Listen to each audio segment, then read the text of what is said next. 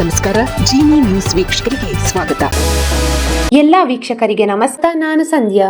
RSS ಭಾರತದ ತಾಲಿಬಾನ್ ಎಂದು ವಿಧಾನ ಪರಿಷತ್ ಸದಸ್ಯ ಬಿಕೆ ಹರಿಪ್ರಸಾದ್ ಅವರು ಕಿಡಿಕಾರಿದ್ದಾರೆ. ದೆಹಲಿಯ ಕೆಂಪುಕೋಟೆಯಲ್ಲಿ ಆರ್ಎಸ್ಎಸ್ ಸಂಘಟನೆಯನ್ನು ಮೋದಿ ಹೊಗಳಿದ್ದಕ್ಕೆ ಪ್ರತಿಕ್ರಿಯಿಸಿದ ಅವರು, ಆರ್ಎಸ್ಎಸ್ ದೇಶದಲ್ಲಿ ಶಾಂತಿ ಕದಡಲು ಪ್ರಯತ್ನಿಸುತ್ತಿದ್ದಾರೆ. ಶಾಂತಿ ಕದಡುವ ಆರ್ಎಸ್ಎಸ್ ಭಾರತದ ತಾಲಿಬಾನ್ಗಳು ಎಂದು ವಾಗ್ದಾಳಿ ನಡೆಸಿದರು. ಸ್ವಾತಂತ್ರ್ಯ ಹೋರಾಟದಲ್ಲಿ ಯಾರಾದರೂ ಸಂಘಿಗಳು ಭಾಗವಹಿಸಿದ್ದಾರಾ?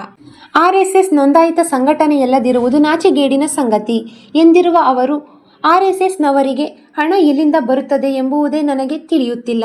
ದೇಶದಲ್ಲಿ ಕೆಲಸ ಮಾಡಲು ಬಯಸುವ ಯಾವುದೇ ಎನ್ಜಿಒ ಸಂವಿಧಾನ ಪ್ರಕಾರ ನೋಂದಾಯಿಸಿಕೊಳ್ಳಬೇಕು ಎಂದು ಖಾರವಾಗಿ ನುಡಿದಿದ್ದಾರೆ.